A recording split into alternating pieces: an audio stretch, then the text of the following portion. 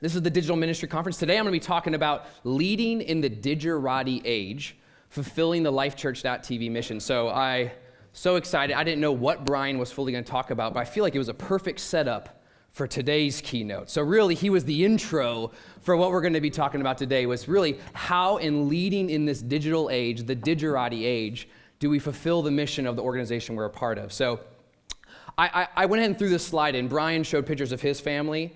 And so I just really felt like if my wife found out that I did not do that and talked to Maureen, I would get in trouble. So this is my family. That's Stephanie. Her and I have been high school sweethearts.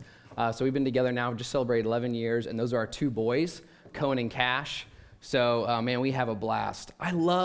Side note, I love technology. I love that last night I got to FaceTime them, pray with them, basically virtually kiss them goodnight. I love technology. So leading in the Digerati age. So I'm gonna give a little bit of explanation. I know this is the Digital Ministry Conference. We probably have several. I saw a guy yesterday with a shirt that even said Digerati, so I know that we have some Digeratis in the room. But you may be asking yourself, Kyle, what is Digerati? Why LifeChurch.tv? Why is a church here talking about at the Digital Ministry Conference? So let me just give you a little bit of context. LifeChurch.tv is the organization that Brian and I both work at. We're a church based out of Oklahoma City. We have 24 campuses, so we're what they call a multi-site church, where we have like a broadcast campus, and then through via satellite and HD recorders and all that stuff, we have 24 campuses all around the country, none global. We also do church online. So church online is where we host online community. I'll show you guys a video here in a minute. That basically we're through content, we build experiences for people to create community around the content that you and I would experience perhaps at a weekend at LifeChurch.tv. And we just truly believe that we'll do anything short of sin. One of our values, we'll do anything short of sin to reach people for Jesus.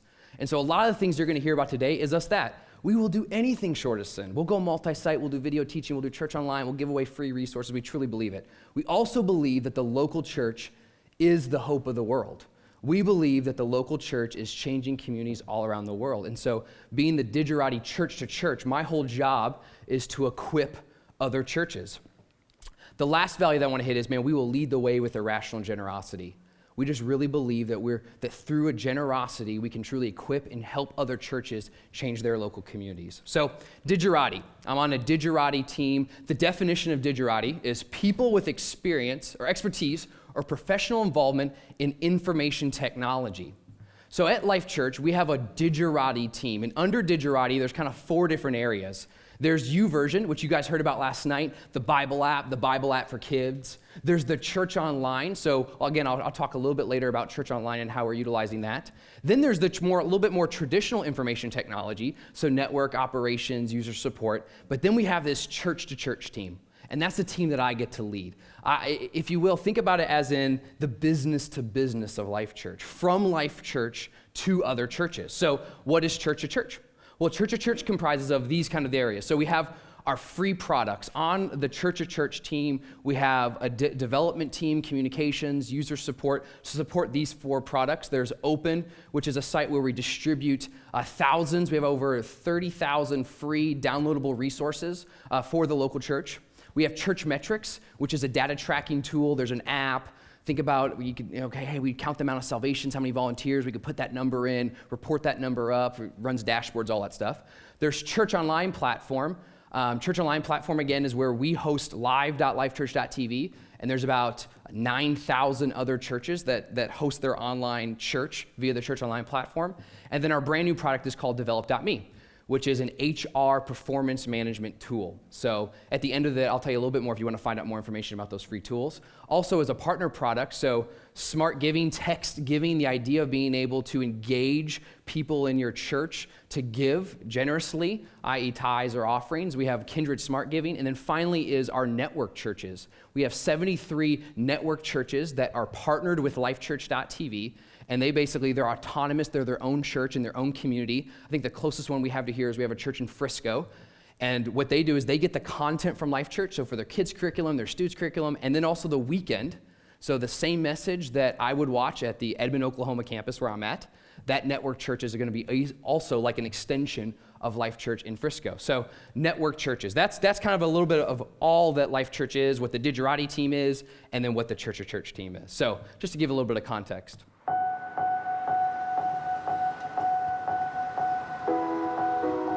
When I first came into the church, we were losing people left, right, and centre, and it felt like really painful. Thinking, God, what are you doing? You've called me into a church that's dying, and at the time that I had to prepare sermons, it was not as much as I would like to have been. I said to the leadership team, we need to try and see if there's some resources out there that we can use. So we just started doing some research, came across Life Church TV, lifechurch.tv stuff, fitted the bill. It was free, but it was high quality. It was really good, and it was similar sort of stuff to how we would preach and teach as well. We really got on well with it, and the people were starting to get that the church isn't here to serve us. We are the church. We exist to reach the world. And gradually it just started to grow and grow and grow and develop, and God's more than blessed us. The vision that God has is bigger than a city. It's global. Because of you, we're able to reach more people.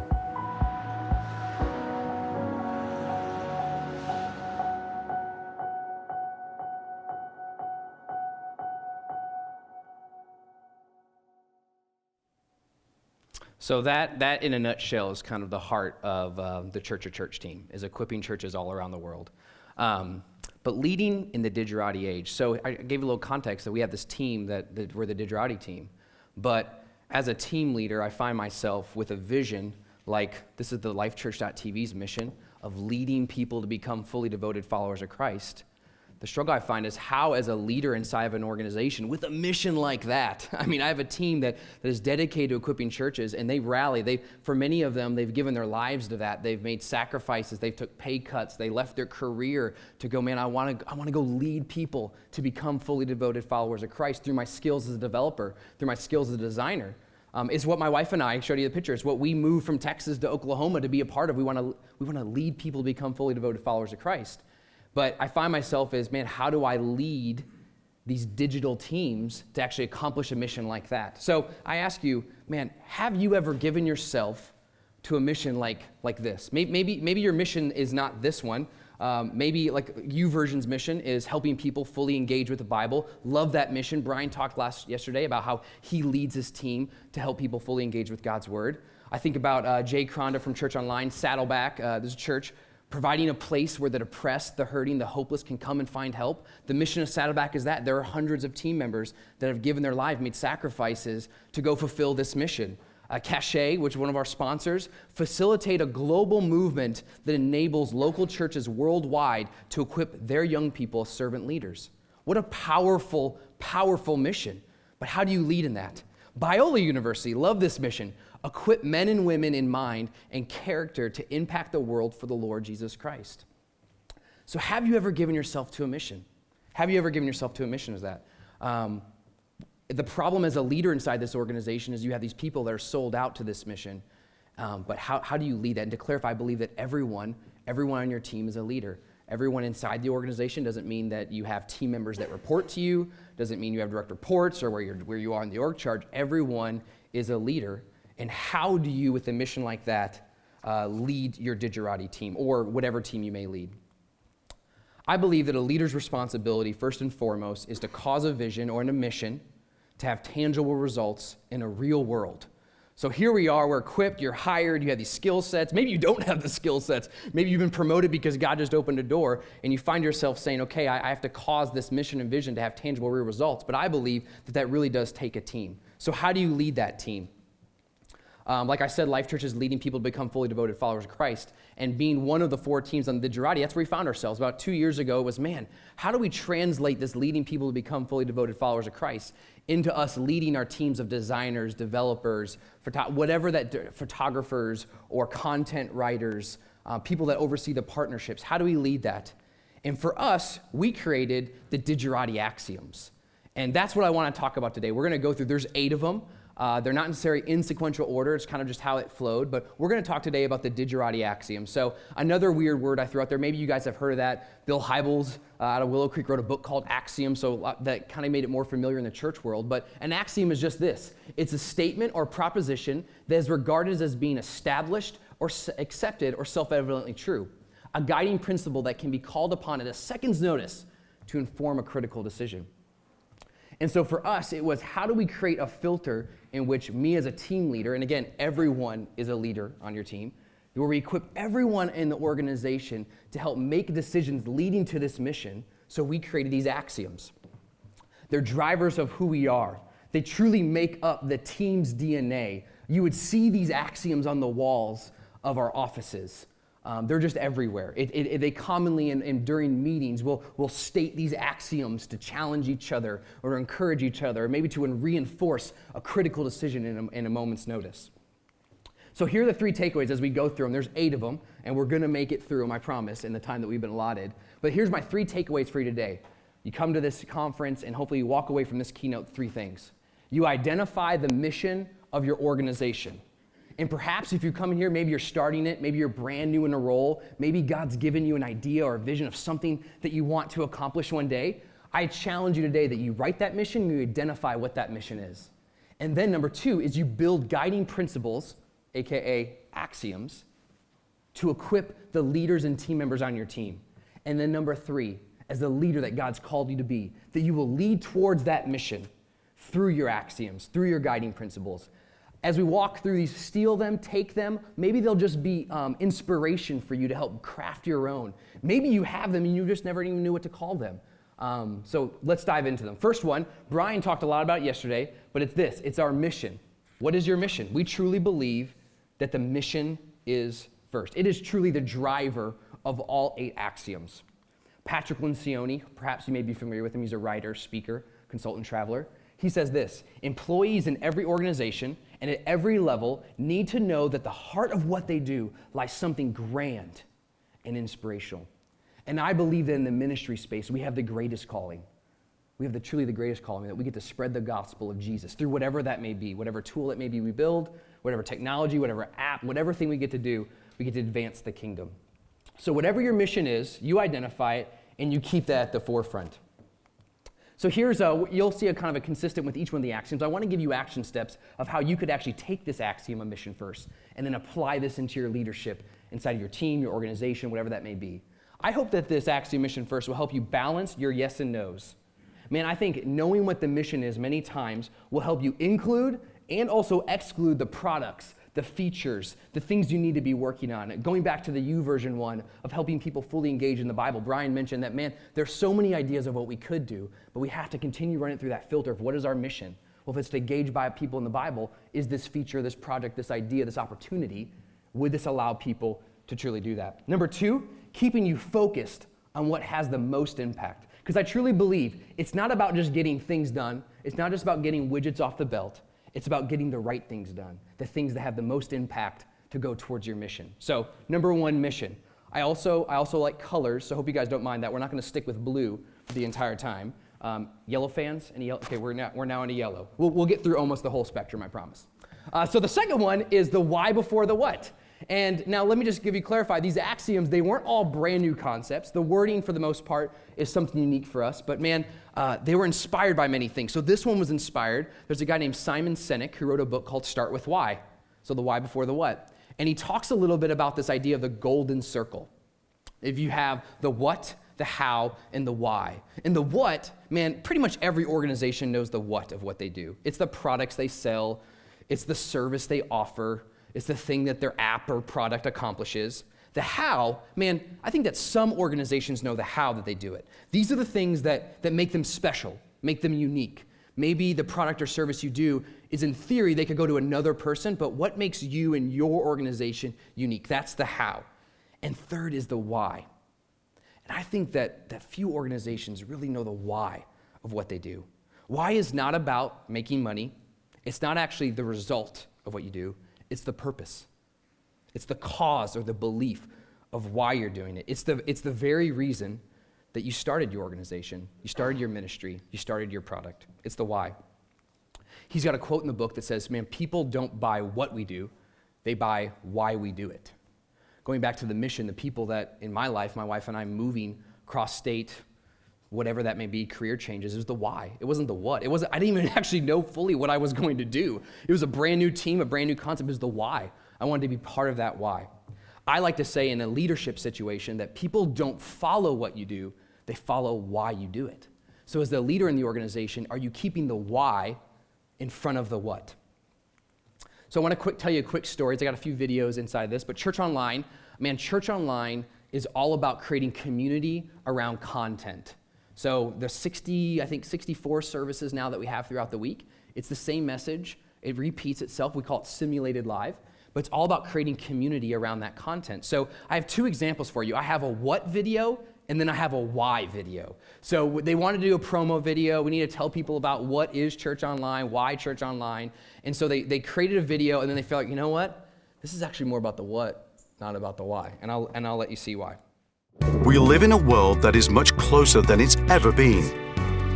Church Online gives you the opportunity to experience lifechurch.tv in a whole new way. You can connect, experience, engage, share, and belong.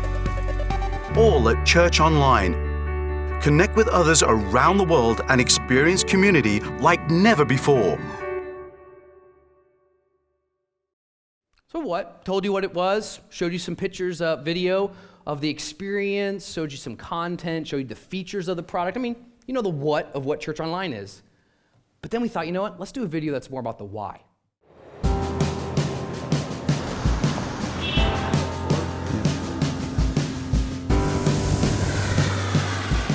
Everyone's on a journey, a quest for something more. Life was never meant to be lived alone. Everyone longs for closeness, a spark, a touch, a moment of unity. Relationships are at the core of who we are. We have always been about one thing: people. We believe that true belonging is not just an idea, but a tangible human connection. We truly believe that we are better together than apart. We believe that purpose is found in the one who made you, that no one is beyond reach, no one is a lost cause, that your tomorrow can look different from today, and His love can change your story. Behind every screen is a person, and every person has a story. Our church is not bound by place. This is our church, and our church is online.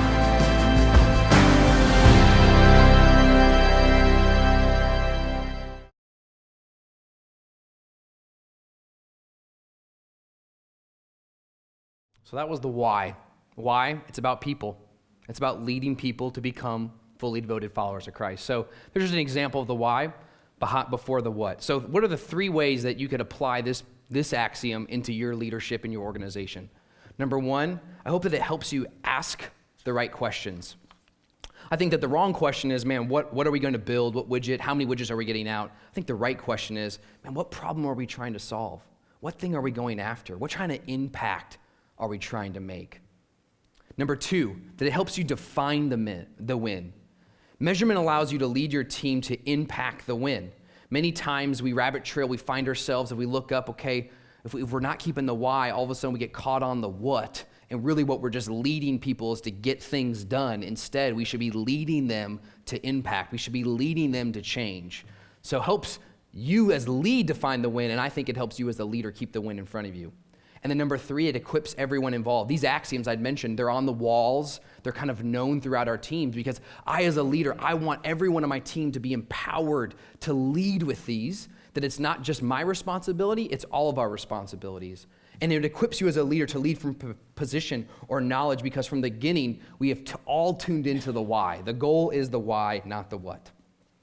Alrighty, number three, now we're to orange. It's all about the people. This is really, for us, this is a twofold axiom because we think that there's two groups of people in your organization, from our organization, our team that we're leading. It's the community, it's the people that which your organization serves, and then number two, it's the team. It's the people who serve in your organization. So if you're leading staff, well, they would be the team. They're the people that are actually serving the organization. Serving the community inside of the organization, and then the community are the people that your product, your service is right there to serve. So it's a twofold group that we're managing.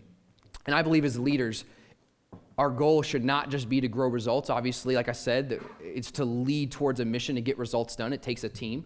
But really great leaders, we're not just growing results, we're also growing people too. And it's really those two sides of the coin, two different types of people. And really as a leader, it's a little bit of that tension that you may find yourself in, is that, man, there's a group of people, you have these products, I talked about all these churches that use our tools, and there's many times that maybe we've committed to something, or it's a functionality, or, in the church world, there's ebbs and flows, there's the holidays and Easter and Christmas, and there's times where we have to maybe give a little bit more, sacrifice a little bit more, but it's for that greater community. And then there's times as a leader where I'll make decisions that, man, maybe I'm overextending my team. Maybe I'm drawing things out, and I'm maybe sacrificing the wrong team. Maybe we'll delay the feature push, the thing to get out, because I need to protect my team in this time, in this season, and vice versa. So really, it's a tension as a leader that you're going to find yourself in. But really, if we're leading these people, if it's all about the people, it's making sure that your team feels connected to the people that they're serving. Remember, there's the team, and then there's the community. So just to tell you a quick story, we rolled out a concept about 2 years ago called Everyone on Support. So we have a team of 13 that work on the church team. And really, like I said, these are guys and girls that have given their lives to say, man, I want to equip the Capital C Church. I want to help others lead people to become fully devoted followers of Christ. But we find ourselves being a little disconnected. Perhaps a developer was just, man, really, I write lines of code. Design, I'm just designing pixels on a screen. A content writer, I'm just writing copy, or I'm just doing this. And really we thought, man, how do we connect all of our team to the community that we serve? So we rolled out this concept of Everyone Support, and it wasn't something we didn't come up with it. We imitated it, like Brian said. But Basecamp, anyone know Basecamp? Was 37 Signals, and it was called Basecamp. They have a blog called Signal versus Noise, and they wrote an article about Wufoo. Wufoo is a form company. But they talked about how they were in that same thing. So here, it wasn't just the church world. It was this corporate company that they really wanted to make sure their products were serving the people, the community that they were set out to serve. And so they rolled this concept. So we did it. Man, everyone on our team now, we all support our churches. It's not like we have one guy that does support for these thousands of churches with volunteers. We all do it. We all log into our support site. We answer help desk tickets. We hear stories. We get feedback. We want to connect the team to the community so that we know how to best serve them. So it truly is all about the people. So how can you use this axiom to help guide and lead in your organization? Well, number one, man, I hope it recognizes that your teams are more than just whatever their job title is. That the people that are on your team, that you recognize they're so much more than that. They're unique people that God has wired. They're more than just their talent or skills. They have families, they have whatever that means. You recognize that it's all about those people. And then it reminds us, number two, that our community, the people that we're serving, is the whole reason why our organization exists. So if it's all about the people, man, we recognize our team members are more than just widget makers or whatever their job title is. But then it also reminds us that our community, organization is, for many times, is all why we have jobs. It's why we may get paychecks, is because we have people using our products or services or whatever that may be. So it really is all about the people. Number 4 is latest doesn't mean greatest. Now I have to ask, because we're in a room of digital people, did anyone ever own, this is actually a real device, did anyone ever own that? The Swiss Army knife with the USB stick? Okay, yeah, a couple, yeah. Oh yeah, it was a real deal. It was a real deal. Oh, before the USB stick. Oh, so I was sharing this with someone. They're like, I had that, and I think it was like, it was probably like 1 megabyte stick. It was super tiny. But anyway, if you own it, maybe you have it in your pocket. That doesn't mean that you're weird. I just wanted to clarify that. But the latest doesn't mean greatest. Many times in the digital space, probably if you're here for this conference, we're typically the early adopters. We're the people that, man, we want the best. We want the latest, we want the newest thing, but sometimes the latest or newest thing is not always the best for the community, for the people that we serve. And so as leading, we always have to recognize is this just latest for latest sake, or is this actually the best thing to equip our team? So I want to tell you a story about the iPhone 5. So you guys remember the iPhone 4. People still use it.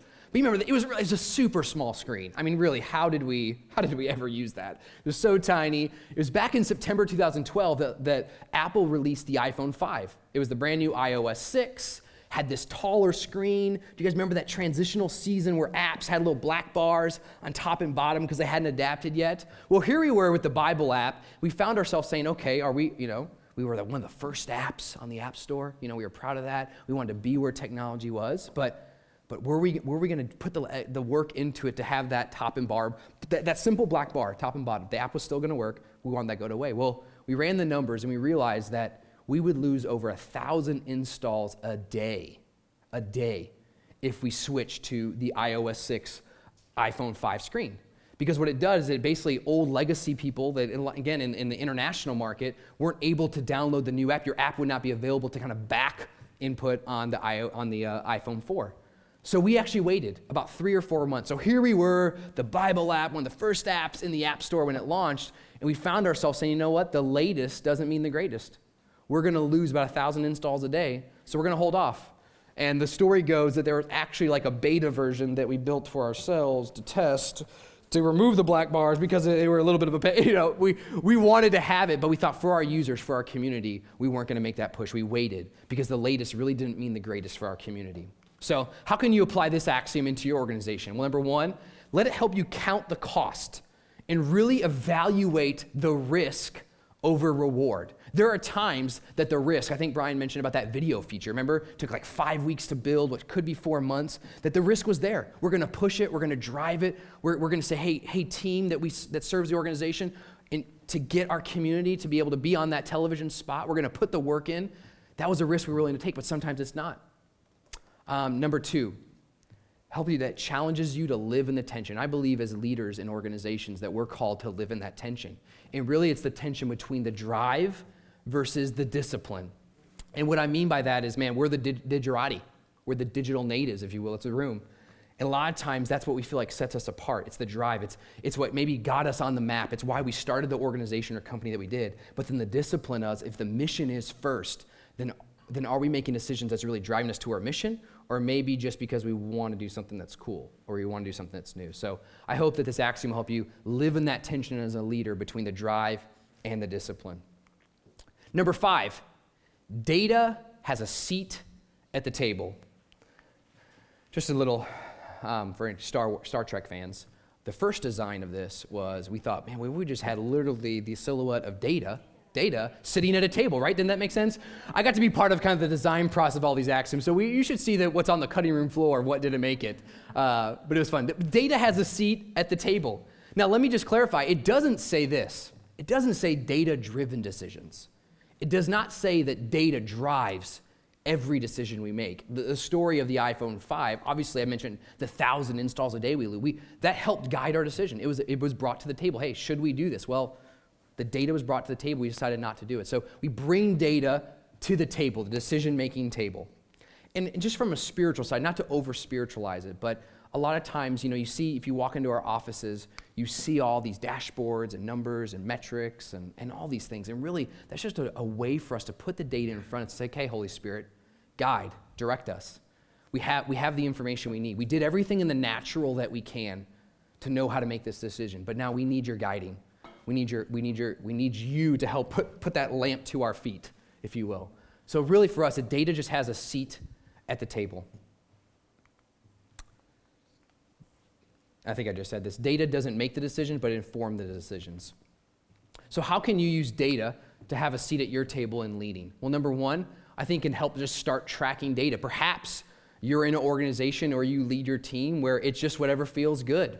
It's just whatever, oh yeah, my boss wants that, so now we're gonna do it now. Or, oh yeah, I think this thing's coming out, so therefore we must do it. And I hope what it allows you to do, this axiom, is it says, maybe we should start tracking the data. We should start, a lot of us in the web world, man, do we have the Google Analytics attached to this to even know who, what, where, when, why is using our products or how they're using our services? So maybe it's challenging you today to spend the extra resources up front so you can begin, again, tracking to even know, am I going towards the why? Am I going towards the win? Number 2, make data easily accessible to you, especially as a leader. I know for me, I'm a little bit of a high activator. I like to extrovert. I like to talk aloud. If you can't notice, I'm walking around. That was one of my main things was, can I get it to where I can walk on this podium? And for me, it's like I have to have that data come to me or create it in ways where it's easily accessible. Because I'm ready to make a decision. I think, we should do this, we should do that. But if I don't have the data coming to me, if I haven't made it easily accessible, I feel like it slows the process down. So a lot of times what we do is, man, we have emailed reports or all these tools and services that you may sign up for that can help support your digital product or service. Man, get that data coming to you. Let it live out in metrics and dashboards. Get it sent to you. Make it be an email format or text format, whatever that may be, but make it easily accessible. And number 3, I hope that the data will help evaluate the impact. Perhaps when you're pushing out these features, you're leading your team, whatever that may be, whatever you're building in your organization, man, let the data help evaluate the impact. And there are times, like Brian said, failure is not an option. We have to push forward. And sometimes the data will show us that maybe the momentum that we thought or where we wanted to go, the data says otherwise. Man, maybe it didn't have the impact. And that's okay, but we're leading towards that. We're pushing towards that. And we're willing to say, stop and let's evaluate the impact. There was a feature that we were working on in the open website that we talked about social sharing. And it was the whole thing of like, man, I really believe I want to equip more of the people that use our, we have 170,000 users on this site. I believe that people want to share about it. Just simple, hey, check out this free resources I found or whatever. And man, I got a little feedback from my team. They weren't really excited about the feature. It really was nothing sexy or new or whatever that may be. I thought, man, but we need to build it. And because someone, I don't even know who did it, years ago had put in the Google Analytics to the site, we actually had all this data from years of are people actually using the bare bones feature that we have today. And so we went to evaluate the impact. Man, is this something we should even do? And the data was on my side. I was so excited. It was one of those things like I came in, with my 10 bullet points, and at the last one it was, well, I'm the leader and we're going to do it anyway. I was ready for it. But we got the data. The guy that was bringing the data to the table was like, I didn't have to sell it all. The data showed that, man, the impact was there. People were using it. So we took macro steps into it to actually say, okay, how can we make this feature that much more impactful? So be sure to stop and evaluate the impact, start tracking it, and make it truly easily accessible for you as a leader. Number 6, move fast and follow momentum. If you can't see, there's some little line. That ball is actually moving downward, just wanted to clarify. It's not going up. It's move fast and follow momentum. Where you see growth and where you see opportunity and success, man, that supports your mission, I say put fuel on that. Put fuel on that fire. I think this axiom, we say this axiom all the time. Move fast, follow momentum. The story of the video feature inside the app, man, it was move fast, follow momentum. We got to get it done. We got to seize this opportunity. There's momentum here that we want to utilize. So wherever you see that, this axiom equips us to say, let's put fuel in that fire, let's put energy. But you know what it also allows us to do? This also works when we need what we call dismount the dead horse. There are times where there's bad ideas and we are just not feeling the momentum. The data is not showing us anything. And so we sometimes move fast, but we move away. That idea, that's dead, that dead horse. So we need to dismount the dead horse, but move fast and follow momentum. You need to have feelers out there as leaders. You need to have the feelers out there. You need to have the data coming to you. You also need to have the margin to pursue that momentum. And here's a story I want to share with you. The Apple Watch. So the YouVersion Apple Watch app. We had to have margin to pursue. I remember when they announced the date, we all watch, if it's Google, whatever that is, there's big TVs in our offices, and we all have it on there, and we're watching kind of what's coming from the big providers, from Google, Samsung, Apple, all that. And when they announced the date of when it was going to hit, and when the SDK and all that stuff was going to be available to actually start building it, we all agreed we had to create the margin to pursue the opportunity. This was an opportunity for us, the same way it was back of, man, we want to get the Bible app back. We were one of the first apps in the App Store. Then I told you the story about where we didn't upgrade to the larger screen, so we chose not to. But in this situation, we truly felt, okay, we want to be one of the first apps on the Apple Watch. We want to be where the center of technology was. Globally, we're going to be looking at this new launch of it. How do we get God's word in the center of that? And there was momentum behind that. The world was behind that, and we wanted to be right there.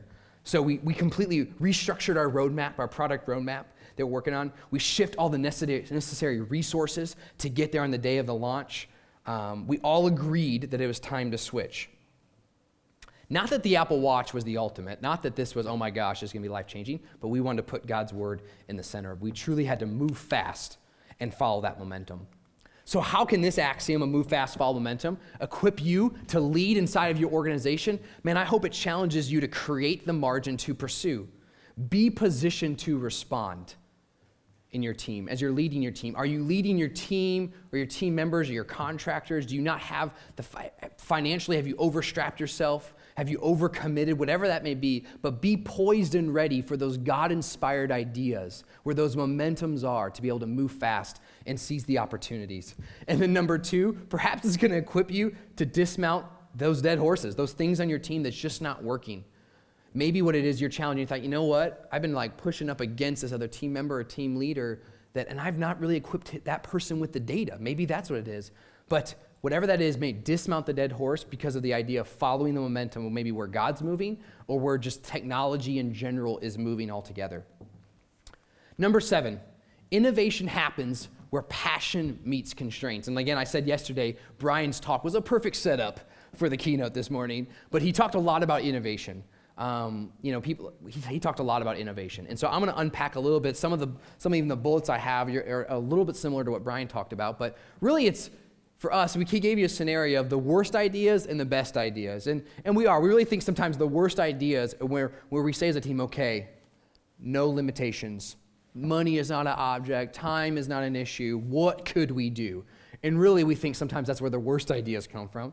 But the best ideas, we believe, man, they happen when you face real problems, when you face real constraints. Innovation should, we believe, solve a problem or create an opportunity to follow that momentum. If you're doing something just to achieve success or fame, if you're doing it for novelty, then I think you're doing it for the wrong reason. Are you doing it really to solve a problem or create an opportunity, or are you just doing it because you want to be the latest and the greatest, that you don't want the numbers to speak against you? We say that this, limited resources plus increasing passion equals unlimited innovation. And many times, there's limited resources. There's a limited amount of staff we have, budget we have, ideas we have. Maybe you're the only person. Maybe it's just you. Maybe the skills that God given you is all that you have. And how do you utilize that resource, you, with your passion for whatever that may be, to truly create limited innovation? When you're first starting an organization, a lot of time in startup, you got to get real scrappy. You got to get to where it's like, man, this is all we got, bootstrapping. We talked about before how the Bible app was first built with no one knew how to build apps, and it was a 19-year-old kid that's like, okay, I'll learn. That's all we had. But we had tons of passion. We had no money. We had no nothing. And so we had to truly be innovative. And I think a lot of times we ourselves as leading the teams, especially when the organization perhaps grew, we made it, or we got the funding that we needed, whatever that may be, I believe as leaders, we have to put ourselves where we limit the resources. We have to say, this is all we're going to allow. This is all that we're going to put towards it. This is the amount of time. If we could have all time, we're going to put a box, if you will, around it. So we say innovation, man, think inside the box. Don't think outside the box. Think inside the box. And if you don't have a box, maybe you work in an organization where money isn't an issue, time is not an issue. You want to hire people, you can hire, whatever that may be. Create your own box. I think that's the thing of, man, create your own box. We do a thing at Life Church called sprints, the agile development process, where we do 2-week sprints. And really that's to say, what can we do in 2 weeks? What can we accomplish in 2 weeks? And I remember before we started that a couple of years ago, it was, man, I felt like we were just slugging around sometimes, and we weren't able to build the momentum. But we started putting 2-week wins on it of how we're moving. We'd break this huge project up into a box. The box we created was just 2 weeks. That's all we had. And just you, only you get to work on it, just you and a part-time or whatever that may be. And we truly just saw that momentum start building because we were creating our own box. Budgets are the same way. Whatever that is, create the box. And if you're in a box, just recognize that the box is good and start to truly allow the innovation to come out of that. Constraints and real problems, they help you stay focused on not creating complex situations. That video, I'll keep going back to that video feature. It could have been so much more in the Bible app, but instead the constraint was 5 weeks. That's all we have. So we could spend 4 months and make this thing amazing. Instead, we're going to say we have 5 weeks. What can we do with that? And the impact has been amazing.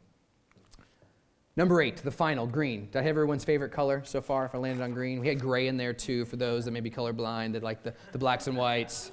So now we're on green. But truly simple is better. And just for any of the football fans or the sports people, I'm not necessarily, like I mentioned before, more of the digital space. I guess there's supposed to be an equal amount of X's versus O's, but there's not, because just design-wise, this looked a lot better, so I apologize in advance. There's one extra X on the field, and we're okay. In this space, in this world, that's okay. We're no penalty flag. So But simple is better. That's one of our axioms. It's the last axiom. Because I think once you know that simple laser light focus, if you know what your mission is, then keep everything you can as the leader in the organization. Don't let stuff become complex. Go back to the why. Keep the mission in front of you. Keep things simple, because we believe simple is better. Now, simple doesn't always mean it's going to be the easiest. Simple a lot of times is sometimes the hardest. You even think about the design world. I mean, that sometimes is the hardest thing to do. It takes intentionality. That's why it's an axiom. It's a guiding principle. There's many times where we start whiteboarding, all of a sudden our situation or our answer becomes so convoluted, and it's like, you know what? What's the simple approach to this? How are we going to be intentional to keep this process simple for our users, maybe simple for the team members, so they don't get strayed away from what the mission is? But simple is better. Steve Jobs says this, it's a great quote. It says, simple can be harder than complex. You have to work hard to get your thinking clean to make it simple, but it's worth it. And in the end, because once you get there, you can move mountains. I like to say, once you get there, you can fulfill your mission. So what's your mountain? What's the mountain that you're trying to move? How have you maybe not kept the why before the what? You're not keeping things simple. You don't have the data really to equip it. You're not recognizing the momentum that you need to follow. You're not creating your own boxes or recognizing that your box is a good thing, that the people that God's given you, those are the exact people that he wants you to use. You have the talents today that he wants you to have, and recognizing that he's equipped you with that. He's given you that. So what mountain are you trying to move? Do you know your mission? Are you keeping focus? Are keeping your team intentional? And trust me, don't just do these. Don't just be simple to keep simple, or choose to be simple. Choose to keep your team laser light focused on what that mission is. As a leader, keep driving them back to what that mission. I feel almost lucky, if you will, that this mission that I get to be part of is so grand at Life Church, leading people to become fully. It's so awesome. Yeah, sometimes I feel a little lost as a leader of like, how do I lead these digital people into leading people? You know, we're not necessarily, it's not a prayer hotline that we have, and but we're building tools, we're building functionalities, we're chasing a dream of leading people to become fully devoted followers of Christ through these products and partnerships. But I have to be intentional about keeping that mission in front of us. So going back, 3 takeaways of today's keynote. Man, number 1, have you identified the mission of your organization? Maybe you're writing it right now. Maybe God's given you an idea or a thought or some innovative idea based upon a constraint or a problem that you're facing, and you need to write that mission down. Perhaps you need to lead up, and you need to go back to your organization and say, hey, I don't know what the mission is. What are we going after? What do we do? Is it clear? Do we have it out? Do we lead from that team leader, team member, whatever that may be? But have you identified that mission? Number 2, build those guiding principles. Take these if you want to. Create your own. What are the things that make your team unique? And then make them, if you can see the kind of the picture, get them out there. Make them common language for everyone in your organization to speak. And number 3, lead to that mission. Every day I walk into the team, and now with the team growing, I have amazing people with team leaders that can lead individual people. And sometimes I ask myself, what am I supposed to do? You know, I mentioned earlier, I'm a high activator. I want to process things. I want to get things done. I want to have my check boxes. And I recognize that my check boxes have almost kind of shifted. It's no longer just like a task I have to get done. It's, man, am I leading people to this mission? Every time I get the opportunity to be with my team, with groups of people that are around it, I want to make sure I'm always just proclaiming the mission of why am I even here? Why this team even exists? Why Church to Church? Why Digerati? Why this season? And that's the role of me as the leader. And again, I think everyone is a leader. It's not just having direct reports, but are you as a team member leading your team or influencing your team back to the mission? So identify the mission of your organization or write it. Build guiding principles, AKA axioms, to equip you, your leaders. And number 3, lead to the mission through your axioms. Because I believe, like you said, you can move mountains. When you keep it laser light focused on the mission, you can accomplish that what it is. So what is your mission? And are you leading through it? Man, thank you guys so much for being here. If you want to find out more about what lifechurch.tv offers for the capital C Church, you just visit lifechurch.tv/churches. It lists all that out there. I'd love to interact and find out if maybe you're part of a local church or you work at a local church. How can we partner and team up with you guys to truly change this world for Jesus? So thank you guys so much. I appreciate it. We hope you enjoyed this message. Biola University offers a variety of biblically centered degree programs, ranging from business to ministry to the arts and sciences. Learn more at biola.edu.